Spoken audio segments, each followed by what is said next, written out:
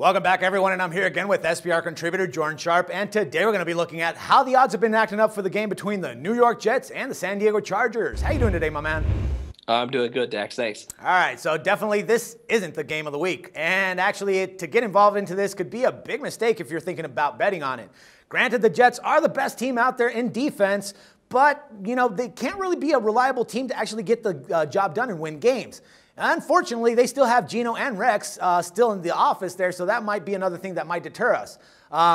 Anyways, as for the Chargers, they got the win against the Jags last week, and bookies got to think that they could actually do it again, but only by a TD in this case, and that's why San Diego opened up at -7.5, and that line went all the way down to -6 at BetOnline and -6.5 at PinnacleSports.com. And I think that everyone is probably going to be starting to follow BetOnline in this case, but where do you think the line is going to close off before kickoff, Jordan?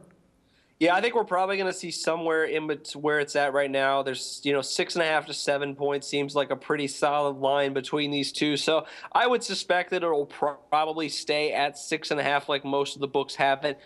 There are a couple that have it at 7 right now, but I think there's just some holdouts, whereas I think 6.5 might be a better line here. But I think this is the way this game's going to go, and this is the way I would treat this game. I wouldn't bet the spread in game. If you get live game option, however, I think the San Diego Chargers are going to try initially to run the football, which is going to completely fail against the New York Jets, and they're going to realize that the Jets are a horrific passing defense, and they're going to just shred them, and Phillip Rivers is probably going to have another 350-plus yards. So if you get live betting options for this game, I would wait until the score is like 0-0 at the end of the first quarter, and you could find the San Diego Chargers at a better value and just unload on them then, because they're going to eventually pull away in this game. So I will say that the line right now I don't think has a whole lot of value either way, but I think it could if this game for some reason is a live betting option. I mean, hell, San Diego hasn't had a running game since LaDainian Tomlinson. And they did that boneheaded move of letting Sproles go. Now, right now, they've got, Ryan Matthews, I think it is. I mean, he ain't going to do anything. We know that. And he's hurt right now as well. Exactly.